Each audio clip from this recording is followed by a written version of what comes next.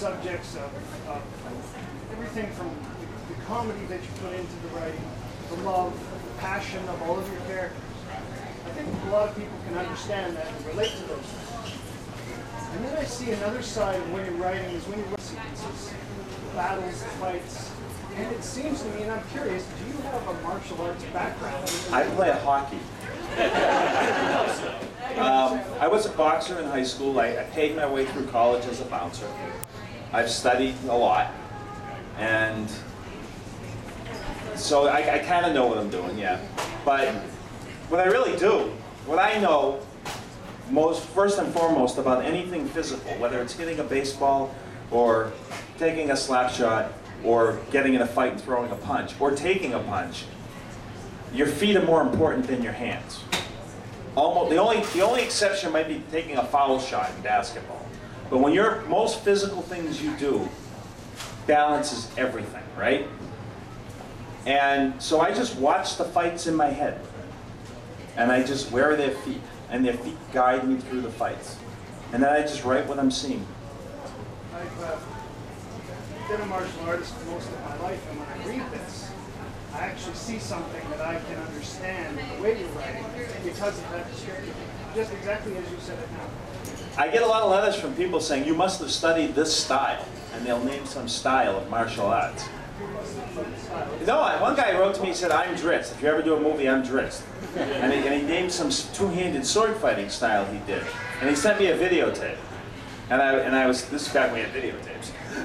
And I was thinking, oh, here we go. And I just put it down, I didn't think anything of it.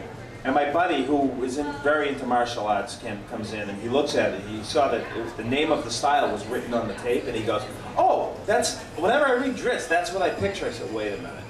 And I put it in, and sure enough, they got the whole rolling sword movements, and I'm like, in a past life, I must have been a master.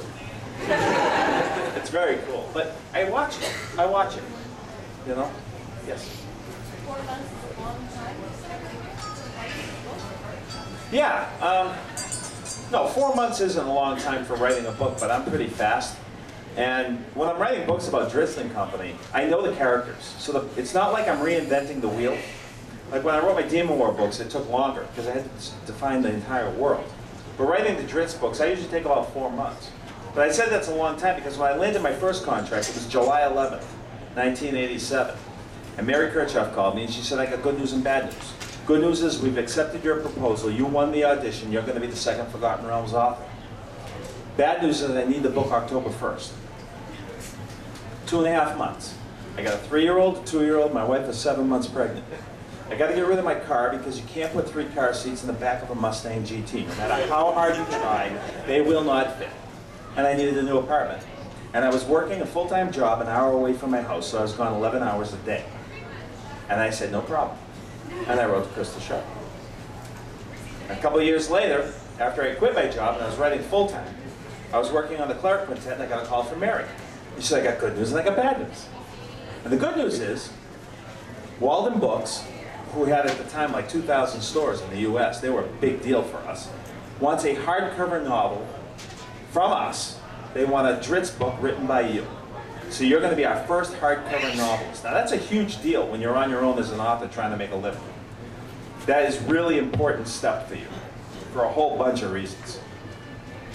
So I'm thinking, what could possibly be the bad news? And she said, I need it in 6 weeks.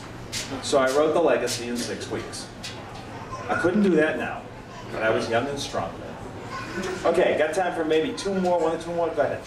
How many of these characters are going to make it Into the one I'm working on? Oh, the Neverwinter game. I think a lot of the characters in there will show up in Neverwinter Nights as NPCs. I think a lot of them will, because they're asking me, what happens to so-and-so? Dies. Okay. What happens to so-and-so? Oh, still around. And here's where he or she will be at the end. Cool. So they're trying to build off of what I'm doing with the characters and stuff. So I think some of them will show up. The ones that make it through the trilogy, you can probably expect to see.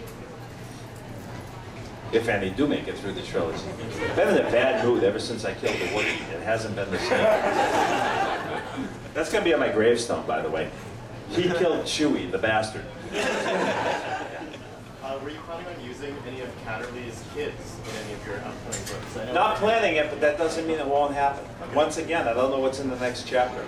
All right. And the other thing is, even if you go back, they're about 105 Oh, yeah. when you fast forward to the Forgotten Realms. And it's been my experience that human beings who are over 100 don't fight very well.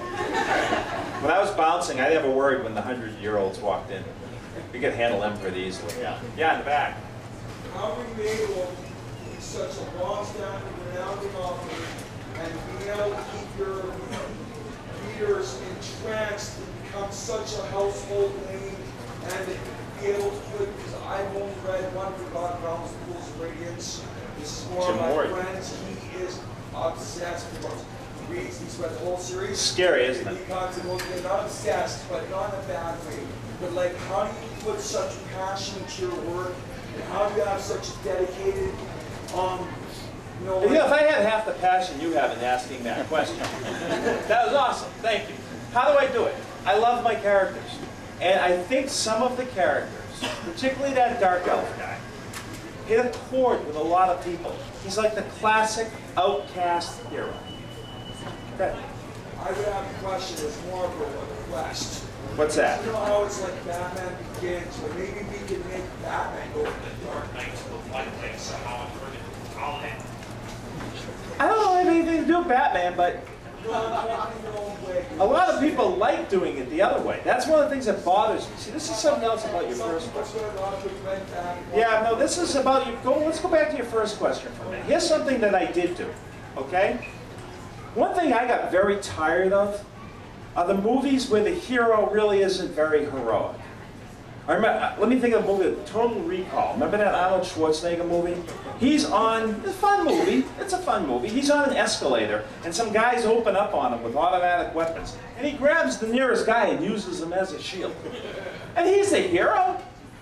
A hero wouldn't do that. A hero would get away from everybody else, so that everybody else doesn't get killed because of him. And I think that we really have come up with this kind of weird fascination with the anti-hero and the dark guy and all of this, to the point where we've almost lost what heroism is. And to me, a hero isn't the guy with the biggest sword. He's the guy with the biggest heart, who does the right thing, even when it's hard. And I do that in my books. Drizzt is a hero. He does what he thinks is right. And maybe that resonated with people because they don't see it very often anymore in literature and in movies. I don't know. Whatever I did, I'm glad it happened. And I got to leave it at that because the only person who can determine the relationship between a reader and a book is the reader of the book. Not the author, not the marketing people. It's just the person reading the book. It's a personal experience. One more. Someone who hasn't asked the question, go ahead. When you were younger, did you ever play any of the actual role-playing games? You did? I still do. Okay. I'm a gamer. I started playing Dungeons & Dragons around 1980 and I still play. What edition? Who's DMing? When my sons are DMing, it's 4th edition. And I just figured something out about 4th edition. 4th edition really depends on the players to be creative. If you're just going to flip your card over and say, I'm using my daily power, you're not playing Dungeons & Dragons, you're playing Magic the Gathering. But if you, instead of that, come up with this series of moves you're going to make, like you're playing a monk and you're doing spinning leopard or something, and you describe your moves as you go through that game in sync. But when I'm DMing, we play 1st edition. Old school. I like improvising. I like thinking on the fly. When players come up with something really cool, I don't need a table to tell me how to resolve it. I use what's up here and figure out how we're going to resolve it. And I try not to hem them in, let them do some pretty creative things. So I still like 1st edition. In fact, if I had my way, we'd probably be using the original red box set, but they won't do that. They won't do that. All right, I really got to sign some books because I got to get out to the airport. Thank you all for coming out on this beautiful day.